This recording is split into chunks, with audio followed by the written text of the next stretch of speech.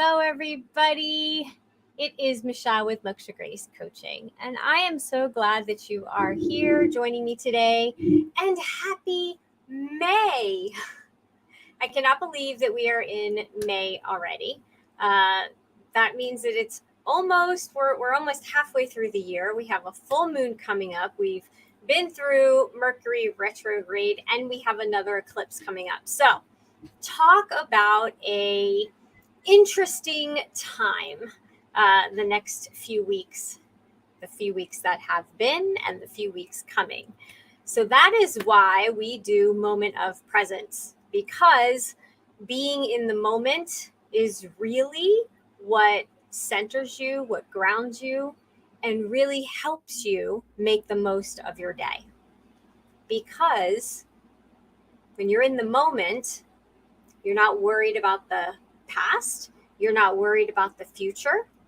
You're just here. So I am glad that you are joining us today. So for those of you that are new, I am Michelle Barone. I am a independent woman. I am a wife, a mom, a daughter. I think an all-around nice person for the most part, unless somebody messes with someone that I love, then I can be a bit of a mama bear. But all of these experiences throughout my life have brought me to the point where I am a certified life coach. And we're going to talk a little bit today about fear and how fear actually brought me here. I kind of rhymed. I didn't mean for that. But anyway, when I needed to make some pretty big changes in my life, I mean, huge changes in my life, I had to make some big decisions, and I did not have a lot of time for most of them. I had to make them right then and there. Some of them I did have time to think about. And you know what I thought about? How fearful it was. And that's what we're going to be talking about. But ultimately, on the other side of the decisions that I made once I worked through the fear, I was able to get help with a coaches. And what was great was, corporate coaching and coaching through different situations can be about you conforming to fit in to whatever they want you to. And getting a coach for yourself means that they're making you or helping you create the best version of you for no other reason but for you to be the best version of you. And that's really a big difference between the coaching out there that is available. And we'll talk a little bit more about that. But so when I had to make some changes, I did some pretty big things. And fear really did try to stop me. And you know what fear really is? It's false evidence appearing real. So today I'm going to share with you what I did, the path that I took, and how I got here. So do you know somebody who is stuck in the same pattern, making the same mistakes over and over, or getting into the same toxic relationships over and over again? Do you know anybody like that? Somebody who is having issues in their job, somebody that's having issues with their relationship. How about somebody that just has really bad self-talk and keeps knocking themselves down? So what I want you to do, because we all know somebody like that, is I want you to take a moment and I want you to share this video with them right here, right now. Just share the link and tell them to jump on. And if it's after the fact, then share the replay with them because they need to be here. All right. Please definitely like and subscribe to these moment of presence. Make sure that you get notified, and do me a favor and say hi in the comments and let me know, your name. Let me know where you're from, what your biggest challenges are when it comes to fear, what it's holding you back from. And as we go through today, we're going to talk more about that and maybe what has been holding you back and what you've been missing out on. All right. So those of you that have been with us before, we always get started with some very deep breaths. We're going to take a big deep breath in, and then we'll count for 3, not 1, 2, 3, but we're going to count to 3, and we're going to slow ourselves down and bring us in the moment. All right. So everybody join me. Big deep breath in. A little bit more. And then hold it. And then big exhale. And big deep breath in. Hold it. And exhale. And one more. And I want you to think about just a big fear of yours that you haven't been able to conquer yet. Just breathe it in. Let it all come up, no matter what it is. 3, 2, 1, and just exhale. Let it all out. All right. Good. And thank you again. I'm really glad that you joined us. So, in the past, in my very long life, I have been a stay-at-home mom. I have been a PTA president. I worked in corporate healthcare for 10 years. And I went from family advocate, worked my way up to system-wide executive director.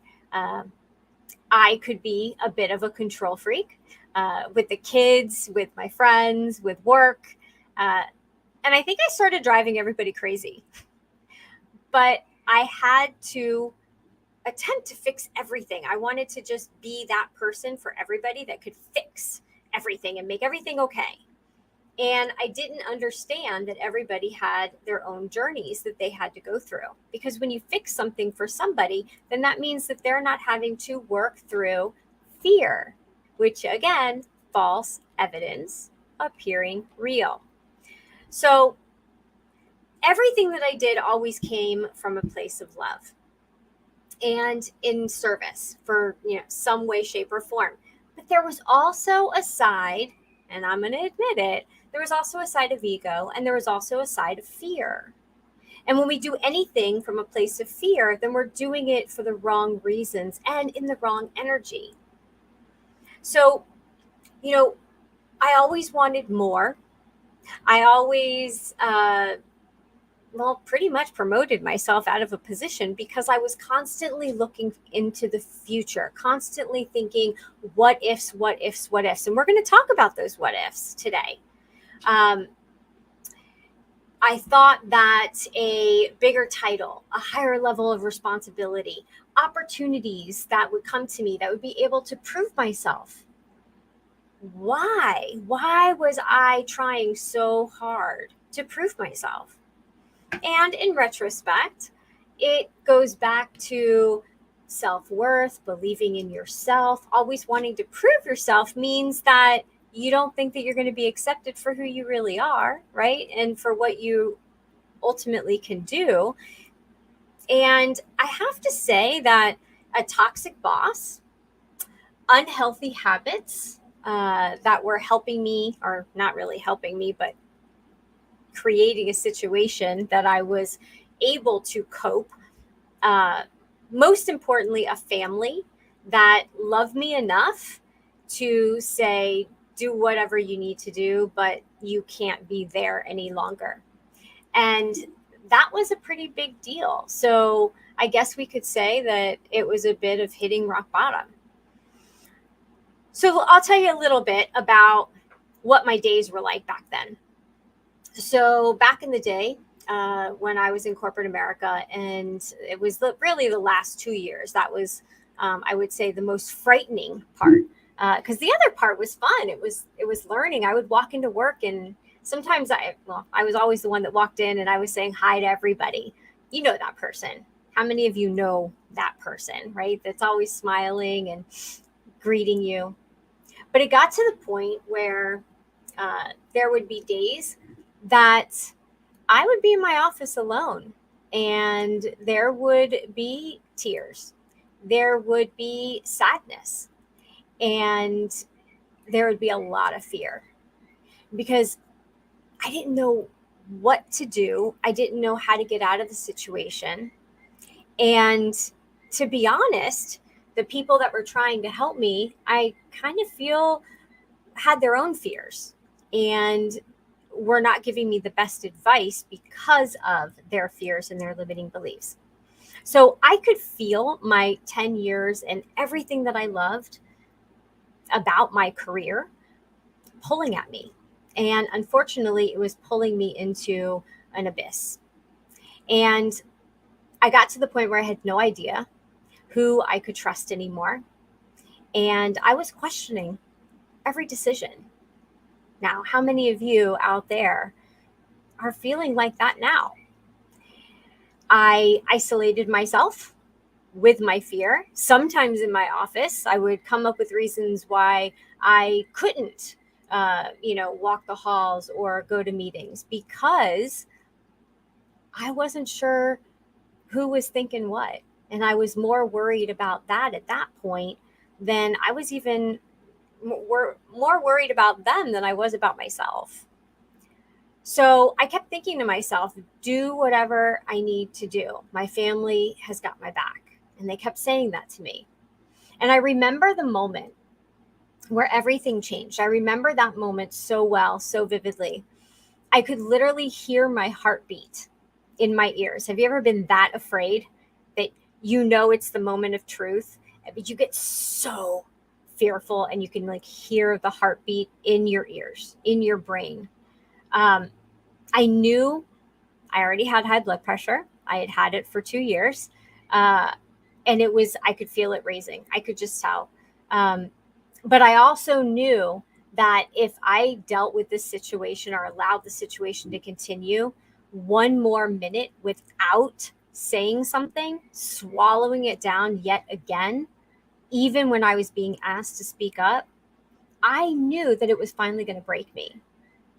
And I was more afraid of losing my family than I was afraid of losing the situation that I was in, that very uncomfortable comfort zone. And honestly, that's what it takes.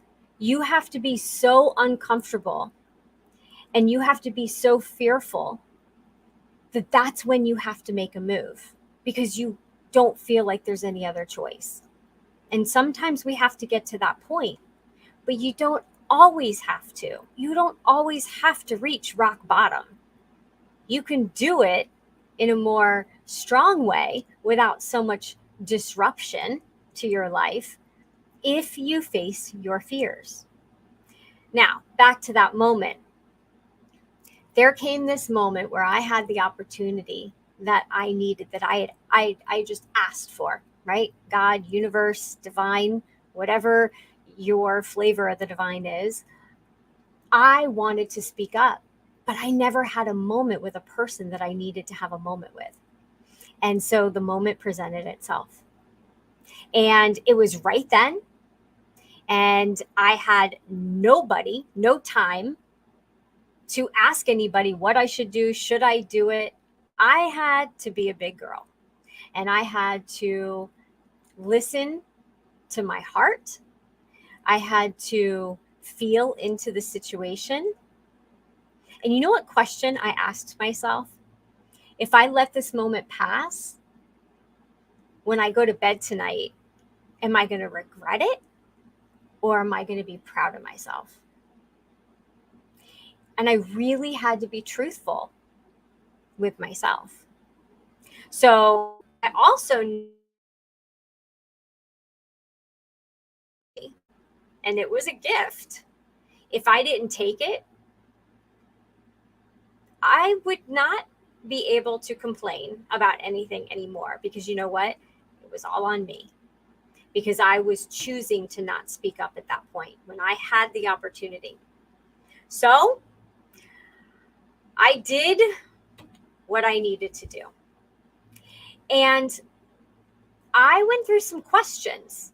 And, you know, when you're facing a fearful situation and you have a decision to make, you can go through questions pretty fast. It's split seconds. You just know, right? You can ask yourself questions and you can be getting the answers pretty quickly. And so I knew I had to ask some questions of myself as I saw this moment kind of presenting itself to me. And I knew that there was a lot of false evidence. And I also knew that the false evidence was false. But I had to listen to that voice anyway. I had to give it respect. And here's the thing is that when we listen, whether we want to hear what that little voice inside of us has to say or not, when we listen, we're honoring ourselves. Because that voice, that fear that comes up for us, it's really doing it because it cares about us.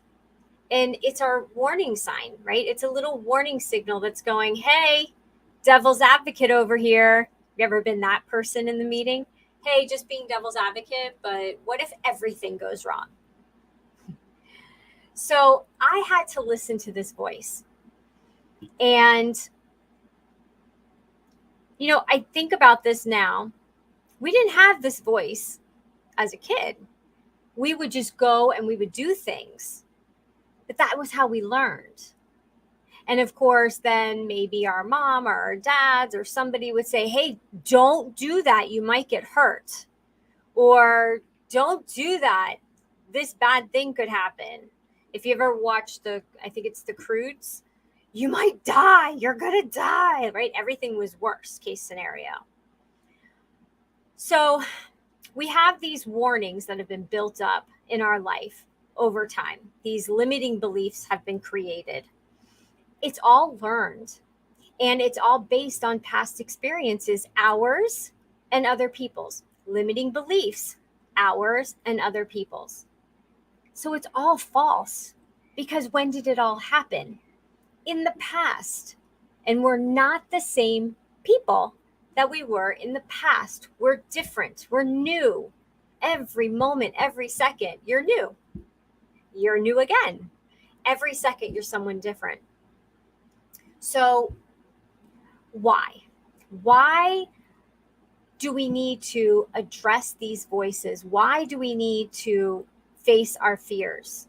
Why not just stay in our comfort zone and continue to just be in our comfort zone and live day after day in the same routine over and over again? Well, we're always evolving and learning. So we're never the same person that we were when we made those past failures, right? We're not that same person. And by the way, there is no failing. There's lessons.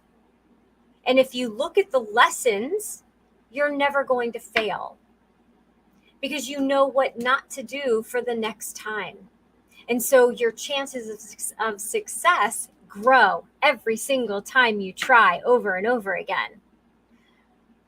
So the people that come out of the woodwork that give you advice, let's talk about those for a minute, because they play into this too. And a lot of times, even the ones you pay, therapists, right, doctors, they're giving their advice and their opinions based on their past experiences. And so you have to be very careful who you're going to for counsel, because you don't want them to keep you in a situation because they're afraid of losing you, or they're afraid that they can't replace you. That's not a reason to stay.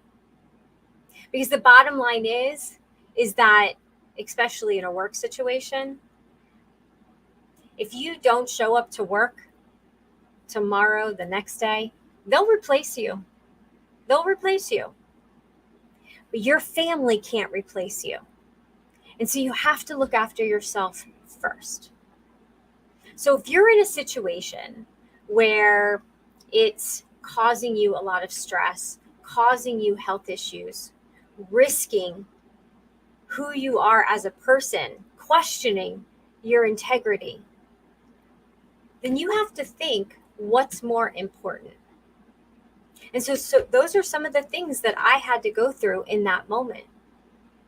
So we can listen to the fear voice, or there's this other voice. There's probably a lot of other voices. I know that there are. I had to listen to my tough, high integrity warrior. And they knew that there was so much more, or I should say it knew that there was so much more to me than what they were witnessing of me just allowing myself to be put in this situation day after day after day. My family knew, right? So I could either play along, continue doing what I was doing and allowing, but that meant that I was going to become part of the problem. And I am a very solution focused person, right? I already said I like to fix things. I've had to learn that I can only fix and help myself. I can guide others as a coach, but I can't fix it for you. I can't force you to do anything, right? We can only talk about it. So tell me how many of you had situations where this voice comes out. But what if? What if you speak up and no one believes you? What if you speak up and you get fired? What if there's retaliation? What if you lose your job and you can't pay your bills? What if you end up working, you can't find a job? Or you don't find a job? What if you have to live under a bridge? Any of you ever have those questions pop into your head? You could just put it in the chat if you decide to. You don't have to.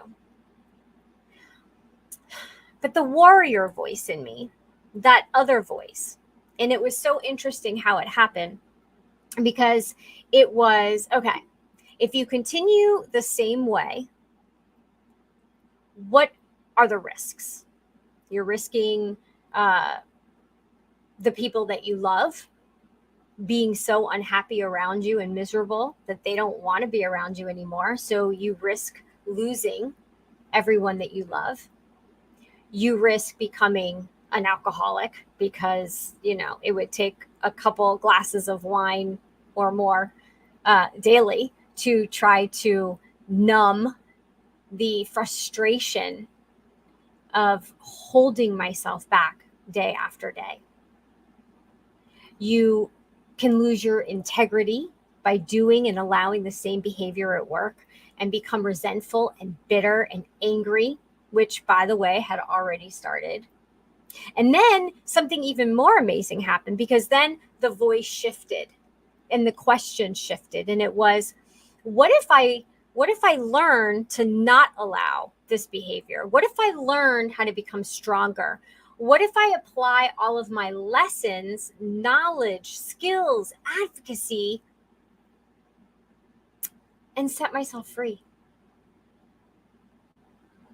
See what happens, right? What if I use everything that I've now gained to help and guide instead of managing drama day after day? What if I believe in myself the way my family believes in me, and I create a new path for myself? So in that moment, I committed to wanting the better life, right, than what I was currently dealing with. I refused to tolerate it anymore. And so I took a deep breath. I could feel my heart beating outside of my chest. And I stood up and I seized the moment. And I did what I had to do. I listened to my intuition. I didn't call anybody, get anybody's opinion. No one knew what I was doing. I just saw a moment and I got up and I acted. And I faced the fear. I faced the false evidence. I did learn some truths, and not all those truths were comfortable. I learned that companies sometimes say they want you to do one thing, and then when you do it, they're not quite prepared for the outcome. And the universe slammed that damn door shut, and it bolted the door. Yep, that's what happened. And I lost people that I thought were my work family. Sure did. And, the saying goes, as I said before, that if you die tomorrow, your job will replace you in a day. It's true. It's true. But remember, losing you, what would it cost your family? What would it cost you? What would it cost the future people that you're here to serve, love, be with? So, with coaching designed to help me, because yes, I went through corporate coaching, and they just wanted me to conform. I even had somebody tell me one time, you need to put on more armor. Someone else told me, that's very rude, but it was just take it, bend over and take it. These are not things that should be said to somebody. That's not how to coach somebody. So with coaching that was designed to help me be the best version of me, I was able to find myself. So let me ask you this. Do you enjoy being alone with yourself? Right?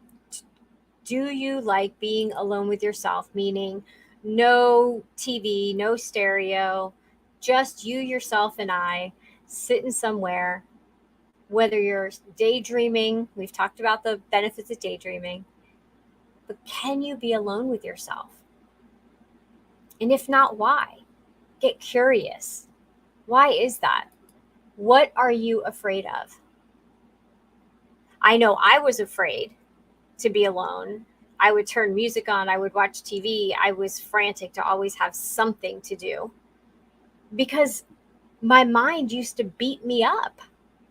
Maybe it was my heart, and it was that voice, that warrior voice inside of me as well.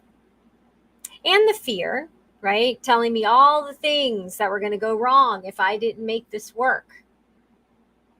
So fear's running amok. Next question. Do you allow other people's actions, opinions, moods to upset you? And if so, why? Get curious. Why? Is it a fear that it's about you? That you did something to upset the other person? Is that where you go every single time? Because there's people like that, right? Oh, my boss is mad again. It must be, what did I do? What could it be? Oh my gosh, did I do this? Did I do this? And you go through this checklist, you ruminate. You probably don't get a lot of sleep. Been there. Their mood, right? Somebody wakes up in a bad mood. Maybe it's your kids. Guess what, moms, dads, parents? It's not always about you. Maybe they had a bad dream. And kids, if your parents are in a bad mood, no matter how old you all are or they are, it doesn't mean that it's always about you.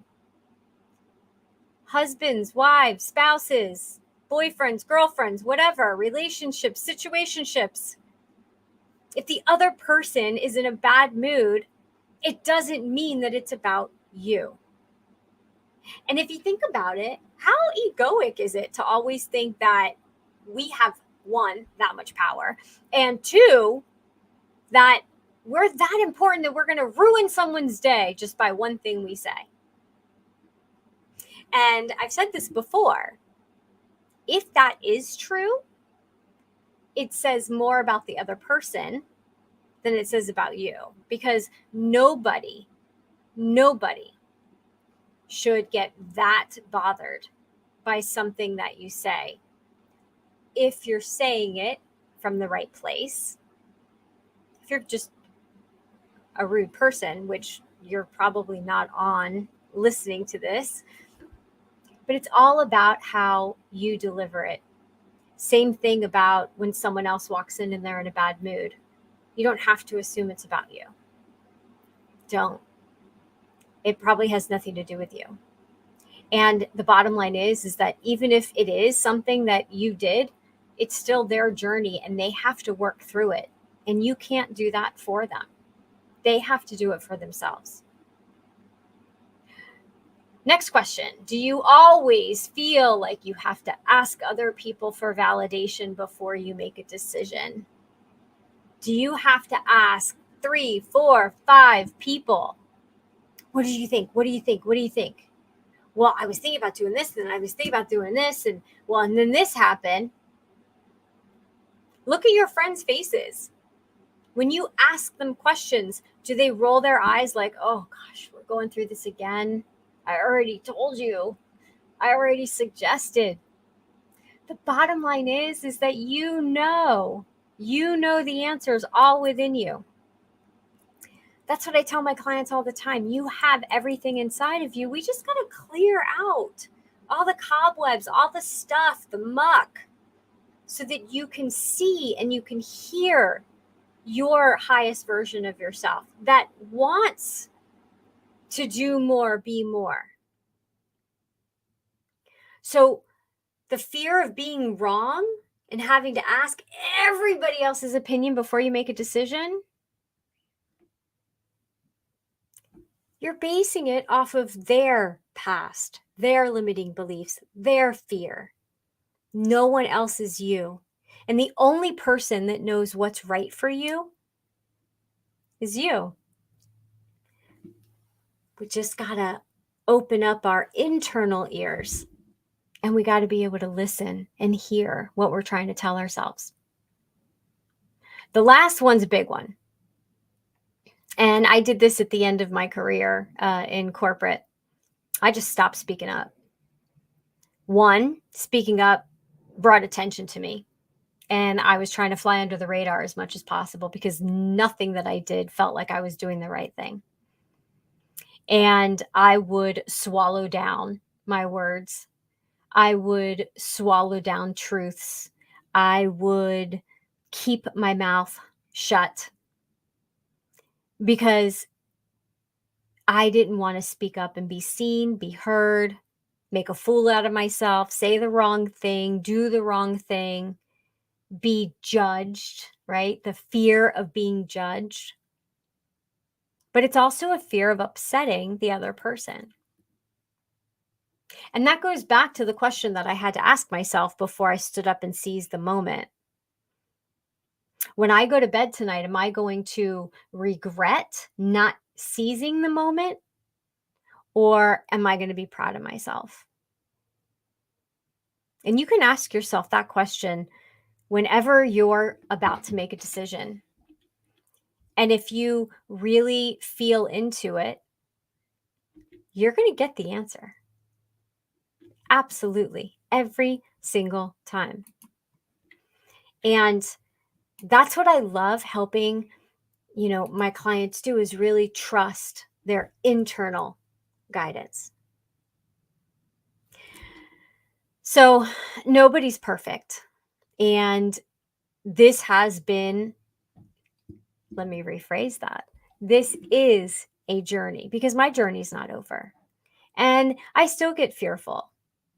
We just got a new puppy, and I'll tell you, I was fearful the night before. And all of those fears were based on things that had happened in the past.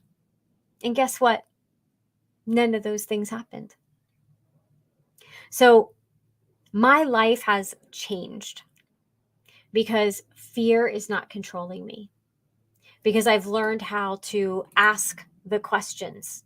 I've learned how to get curious when fear bubbles up. What evidence is it presenting? Is the evidence true? 99.9% of the time, it is not. And then asking myself, what is the absolute truth? Do I really know for sure? Do we really know for sure about anything? If it comes from love, then 99.9% of the time, you can't go wrong. So ask yourself some questions. Get curious, right? Ask yourself the regret question about going to bed that night. Will I regret it? Will I be proud of myself? Another good one is, if I were my boss, would I give myself a raise today or fire me? Are you showing up and being the best you at work? And if not, why? Start getting curious. Am I in danger? When you start feeling anxiety, when you start feeling unsure if you want to do something, ask, is this going to put me in danger? Am I in danger? Is my life at risk? Calm your anxiety, that fight or flight. Because who's fighting you other than you in a lot of cases? What is the real risk? Is there more risk in staying the same way, in the same routine, day after day after day? Or is there more risk in changing? What if that change is going to bring you everything you wanted? What if it brings you a step closer to everything you wanted? What will make me happier? If I'm happier, we know it will make everyone else happier. And doesn't your family deserve that? Don't your friends, your family? Most importantly, though, it's all about you. And what do you deserve? So, yes, life coaching, that's why I do it. And that's why I went and I got certified. I've worked for several coaches, career coaches, and health coaches, specializing in self-awareness, our own emotional intelligence. And that's so important because so many people teach about emotional intelligence about other people, that we should understand other people. Well, they're acting this way because, well, that's all great. But if you're not taking care of yourself, what does it matter? Because you have to show up in the room just like they have to show up in the room. So that's great that you can assume what other people have gone through by learning emotional intelligence, but it should be more important to learn about your own emotional intelligence first and how to embrace life transitions, whatever you're going through. Maybe it's empty nest syndrome. Maybe you're the kindergarten mom that drops her child off for the first day and then cries in her car for 30 minutes. That's a big deal. Been there.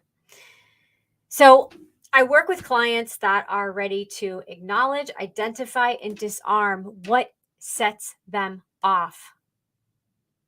And by managing their emotions and learning techniques, they learn how to respond versus react.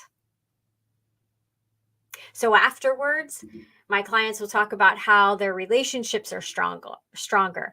They're handling the stress in their life so much easier, that situations are less stressful and things are not affecting them the way they used to. They're letting things just kind of roll off their back. So it's a more relaxed and a happier life. Intuitively, I will guide my clients to the right techniques, to the right information, philosophies, emotions, how to listen, and really motivate and inspire, and ultimately facilitate their change. That's why I get to do what I get to do. And I wouldn't be here doing what I get to do if all that other stuff hadn't happened. So I have to thank the toxic boss, Sis. I have to thank the terrible situations that I had gotten myself into through my years. I have to be thankful for all of those lessons, because without those lessons, I wouldn't be here getting to do what I love. So if you want more information, if you want more details, I invite you to visit mokshagrace.com. And if you want, set up a call. Just set up a call and we'll talk and we'll see what's going on and we'll see if we're a right fit to work for each other. So don't forget to subscribe and share these videos. I have a Calm the Chaos Facebook group. It's a private group where we do live Q&As, sometimes after the chat. Sometimes I'll do some courses in there, but it's support of like-minded people. And there's a lot more to offer in that group as well.